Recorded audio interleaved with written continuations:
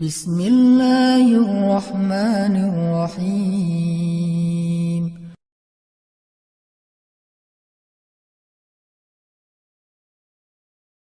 Gimana kita belajar memahami maunya Allah? Gimana kita belajar mengerti apa yang Allah kehendaki di dalam satu peristiwa kalau kita ngalamin sesuatu?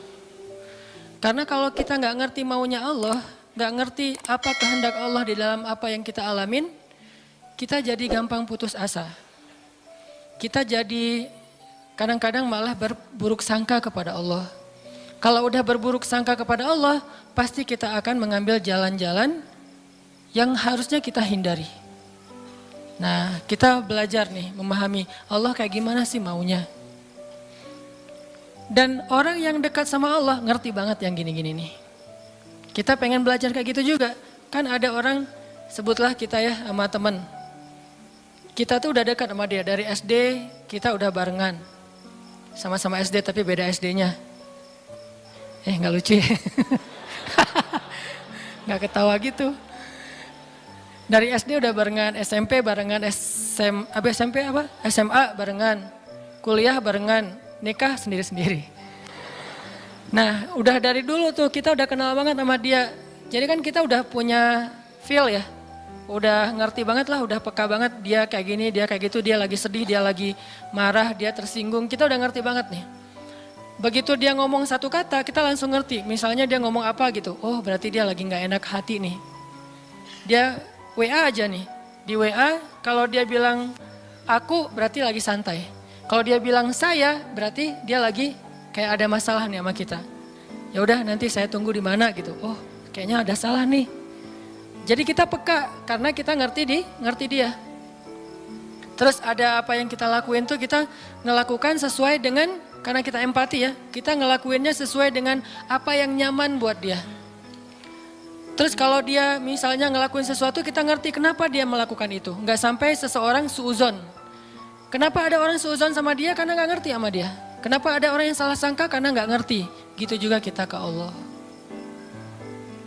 Sahabat Nabi itu sangat mengerti Allah kayak gimana, Rasul kayak gimana. Sehingga ketika turun ayat Al-Quran, mereka bukan cuma ngerti teks atau makna dari ayat secara tekstual, tapi mereka juga ngerti pesan di balik ayat itu. Ini berarti kita udah berusaha untuk berpikir dengan apa maunya Allah.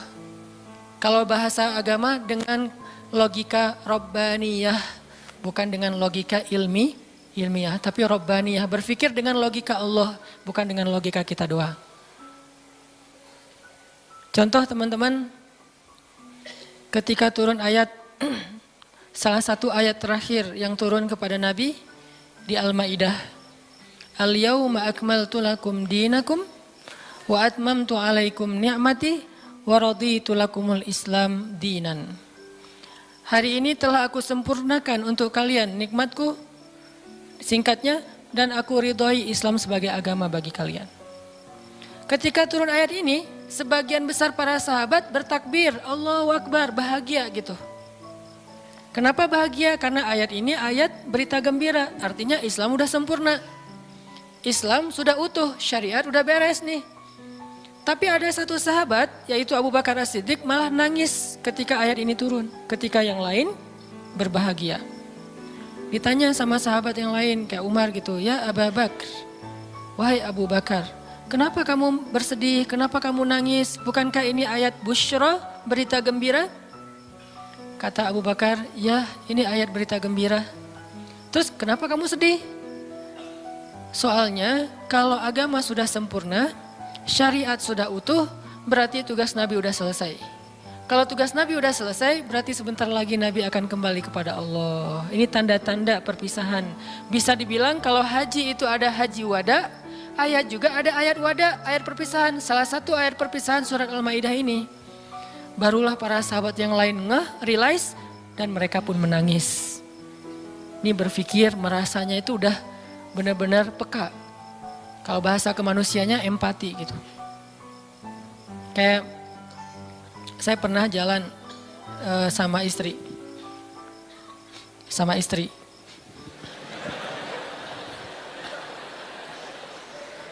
Soalnya nggak mau saya jalan sendiri, pasti sama jalan sama istri. Terus diajak sama temen makan seafood, ikan panggang. Istri saya tuh udah tahu kalau saya nggak biasa dan nggak masuk nih kalau makan ikan panggang. Paling mentoknya ikan goreng atau ikan di asam pedas gitu ya, garang asam. Tapi kalau yang panggang nggak masuk. Diajak sama teman saya, Ustadz ada ikan panggang enak banget nih seafood, bener-bener makannya di samping laut. Saya kan nggak enak nolak undangan ya. Oh ya boleh. Istri saya langsung lirik-lirik.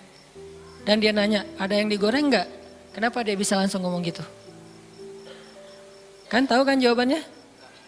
Nah, ada nggak yang ngerasain kita kayak gitu kalau lagi jalan? Belum ya? Duh, maaf ya salah ngomong. Yang empati sama kita, yang ngerti banget kita maunya apa, nggak sukanya apa, dia langsung ngerti, langsung minta ikan goreng. Karena saya tahu saya nggak bisa makan ikan panggang. Atau ada yang ngajak makan kayak ada terasinya, ada jengkolnya. Ini enak banget nih segala macam promo gitu. Saya diem aja. Kan nggak mungkin saya bilang saya nggak suka jengkol, nggak suka terasi. Ternyata menu favorit restoran itu justru jengkol sama terasi. Istri saya langsung mesen apa gitu. Ada telur goreng misalnya. Ini artinya udah ngerti dan berpikir merasa dengan cara empati tadi, peka. Bisa nggak kita ke Allah kayak gitu? Sehingga ketika Allah memberi kita satu hal yang kita sebut musibah, kita sebut kayak ujian, akhirnya kita tahu gimana maunya Allah, apa ada yang ada di balik suatu peristiwa yang kita alamin. Ini penting teman-teman. Kenapa? Biar kita bisa belajar sabar, belajar husnuzon dan survive dalam satu masalah. Menggunakan logika Allah. Nah, untuk itu kita coba angkat satu kisah di dalam Al-Quran yang menjelaskan tentang matematikanya Allah ini ada di dalam surat Al-Anfal.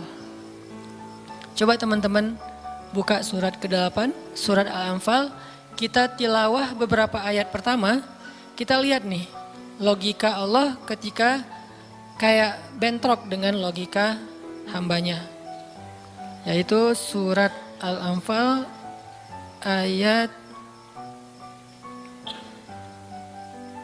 5. Kita baca ayat 5 sampai ayat 8. Ini salah satu peristiwa ketika logika Allah kayak bentrok dengan logika manusia. Kepengennya Allah beda sama kepengennya hamba. Terus apa yang dilakukan hamba itu, terus apa hasil setelah itu? Kita coba baca ayat 5 sampai ayat 8. A'udzu billahi minasy syaithanir rajim. Silakan.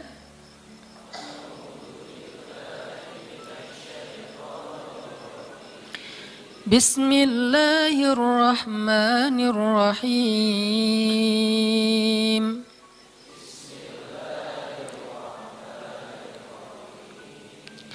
كما أخرجك ربك من بيتك بالحق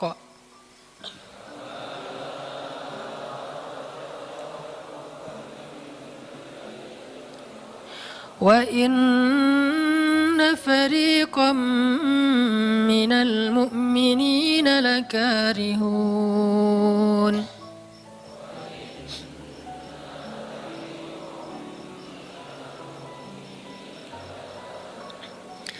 يجادلونك في الحق بعدما تبين كأنما يساقون إلى الموت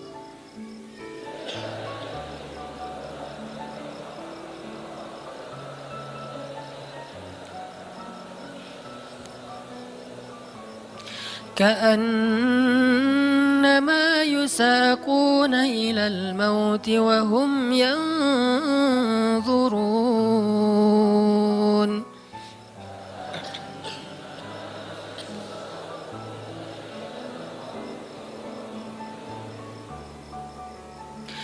وإذ يعدكم الله إحدى الطائفتين أنها لكم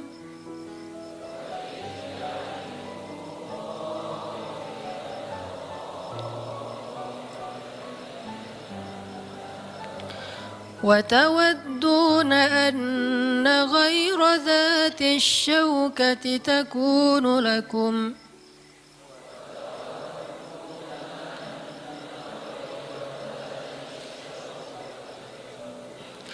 ويريد الله أن يحق الحق بكلماته ويقطع دابر الكافرين.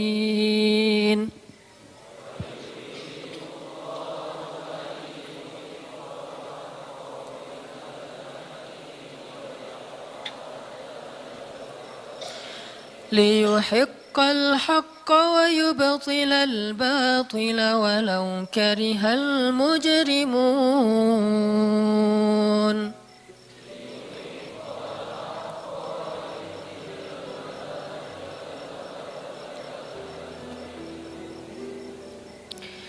Yaitu sebagaimana Tuhan kalian telah menyuruh kalian untuk pergi dari rumah kalian dengan sebenar-benarnya. Meskipun sesungguhnya sebagian dari orang-orang yang beriman itu tidak menyukainya. Mereka membantahmu wahai Muhammad tentang kebenaran setelah nyata bahwa mereka pasti akan menang. Seakan-akan mereka dihalau kepada kematian sedang mereka melihat sebab-sebab kematian itu. Dan ingatlah ketika Allah menjanjikan kepada kalian bahwa salah satu dari dua golongan yang kalian hadapi adalah untuk kalian, sedangkan kalian menginginkan golongan yang tidak memiliki senjatalah untuk kalian. Tetapi Allah hendak membenarkan yang benar dengan ayat-ayatnya dan memusnahkan orang-orang yang menentang sampai ke akar-akarnya. Agar Allah memperkuat yang hak itu Islam dan menghilangkan yang batil atau kemusyrikan, walaupun orang-orang yang berdosa itu tidak menyukainya. Shadaqallahul Azim. Ngerti teman-teman? Agak kurang jelas ya. Kenapa kurang jelas? Karena kita mungkin sebagian belum membaca kisah yang ada di dalam ayat ini. Salah satu tips paling gampang kalau kita pengen ngerti ayat Al-Quran, baca dulu sejarah yang berkaitan dengan ayat itu. Kalau dalam ilmu tafsir itu disebut dengan asbabun nuzul, peristiwa-peristiwa yang menyebabkan turunnya ayat tersebut. Contohnya surat Al-Anfal. Kalau teman-teman pengen ngerti surat Al-Anfal, coba sebelum baca surat Al-Anfal, baca dulu peristiwa Perang Badar secara lengkap. Nanti di buku sejarah tuh ada Perang Badar, cari yang paling tebal, biar nanti pas kita baca detail, banyak hal-hal kecil yang kita jadi ketahuan. Baca peristiwa Perang Badar, setelah berkali-kali baca udah ngerti banget, kayak nonton film berkali-kali sampai hafal. Setelah itu coba baca surat Al-Anfal, pasti beda. Seolah-olah kita ngalamin ketika ayat itu turun. Itulah bedanya sahabat sama kita, mereka lebih mengerti Al-Quran karena mereka ngalamin. Nah kita kan cuma membaca teks sejarah, tidak mengalami. Tapi kalau kita baca sejarah berkali-kali lalu baca Al-Anfal, itu akan lebih berasa. Itu yang saya alami. Nah, termasuk ayat yang tadi kita baca. Apa sih yang terjadi sampai turun ayat kayak gini? Yang terjadi dulu di tahun kedua setelah Nabi hijrah ke Madinah, orang-orang Mekah yang dipimpin oleh Abu Sufyan mau berdagang ke Syam. Apa yang mereka bawa dalam karavan dagang? Harta-harta orang Islam yang dirampas ketika orang Islam hijrah ke Madinah. Jadi kayak misalnya Abu Bakar hijrah ke Madinah, harta Abu Bakar yang ditinggalin di Mekah itu dirampas sama Abu Sufyan. Terus ada Suhaib bin Amr Ar-Rumi hijrah ke Madinah, semua harta yang ditinggalkan di Mekah, pasarnya, ladangnya, ternak-ternaknya diambil oleh Abu Sufyan lalu didagangkan ke Syam.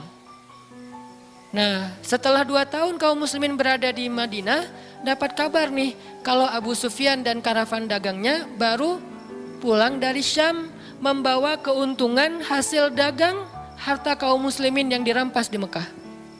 Berarti yang dibawa oleh Abu Sufyan harta siapa? Harta kaum muslimin ya, harta sahabat.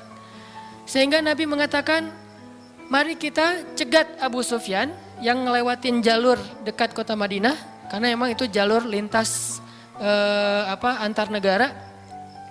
Mari kita cegat Abu Sufyan dan kita ambil kembali hak kita. Itu tawaran Nabi kepada orang-orang Muhajirin. Makanya bisa dibilang perang Badar ini perang khusus buat orang Muhajirin. Orang Ansor gak boleh ikut. Karena awalnya juga pengen ngambil harta orang Muhajirin. Itu skenario awal. Mencegat karavan dagang untuk mengambil kembali hak mereka. Yang namanya karavan dagang kan gak banyak pengawal. Beda dengan pasukan perang. Paling-paling pengawalnya 10-20 dibandingkan sahabat yang 300 orang, ini kecil. Sedangkan keuntungannya kalau berhasil mencegat besar. Jadi tantangannya, resikonya kecil, keuntungannya besar. Ini skenario awal. Sehingga para sahabat semangat. Udah 2 tahun kita kelaparan, udah 2 tahun kita gak punya apa-apa. Bergantung kepada orang Ansor, gak enak sama orang Ansor. Masa makan terus di rumah orang? Nah sekarang kebetulan harta kita lewat nih. Ya udah kita rampas lagi. Itu skenario awal. Udah siap-siap nih. Udah siap-siap mau berangkat jalan. Tengah jalan Abu Sufyan dapat berita. Kan pakai mata-mata gitu. Dapat berita bahwa kaum muslimin mau mencegat. Akhirnya Abu Sufyan langsung nelpon Abu Jahal. Jahal gitu. Nelpon Abu Jahal. Dan sinyalnya bagus lagi waktu itu. Langsung telepon. Gak putus-putus. Kita mau dicegat nih, coba kamu kirim pasukan untuk melindungi karavan dagang. Soalnya harta yang kami bawa juga ada hak kamu di situ. Jadi diiming-imingi. Abu Jahal pun kemudian mengumpulkan orang-orang Mekah sebanyak kurang lebih 1.000 orang untuk mengawal karavan dagangnya Abu Sufyan. Langsung melesat, satu pasukan bergerak cepat sehingga sekarang ada 2 target. Satu karavan dagang, satu lagi pasukan militer yang jumlahnya 1.000 orang. 3 kali lipat lebih banyak dari kaum muslimin. Tiba-tiba turun ayat kepada Nabi. Terus Nabi mengatakan kepada para sahabat, wahai para sahabat, sekarang kita punya 2 pilihan. Mau tetap mencegat Abu Sufyan atau kita sekarang malah beralih ke Abu Jahal dengan pasukannya. Sok pilih yang mana kalian.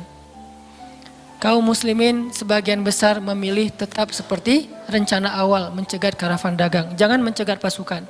Ngapain kita capek-capek perang sama Abu Jahal, untungnya nggak ada. Terus pasukannya lebih banyak, resikonya lebih besar. Dan mereka terlatih, kita sipil yang dipersenjatai seadanya. Mending kita tetap kepada Abu Sufyan, untungnya besar, resikonya kecil, dan sama-sama sipil. Tapi ternyata ketika disuruh pilih kayak gitu, kaum muslimin udah memilih pilihan mereka, Allah memilih pilihan Allah. Kata Allah, enggak, aku memilih kalian menghadapi Abu Jahal. Berat gak sih kayak gitu? Ini matematika Allah, hitung-hitungannya Allah nih. Logika Allah. Kadang hidup kita kayak gitu banget teman-teman. Kita pengen kuliahnya ini, ternyata yang lulusnya bagian ini. Saya dulu pengen kedokteran. Tapi lulusnya malah ke Mesir. Ya alhamdulillah, karena nilai eksatnya jelek. Ya udahlah ke Mesir aja. Dan ke Mesir juga dulu niatnya bukan mau kuliah, mau main. Wah bagus juga kan dulu ada Dunia dan Berita suka perkiraan cuaca gitu kan, internasional. Kairo, hujan gitu. Wah Kairo, pengen kuliah ke luar negeri. Artinya bukan pengennya saya ke Kairo, tapi Allah menghendaki kayak gitu. Bukan pengennya saya menikah, Allah yang menginginkan. Saya pengennya dari dulu, bukan waktu itu. Jadi bukan pengennya saya menunda pernikahan ya. Pengennya mah 17 tahun nikah wilah. Lulus SMA atau belum lulus mah nikah. Tapi pengennya Allah usia 22 tahun. Ada yang 32 tahun.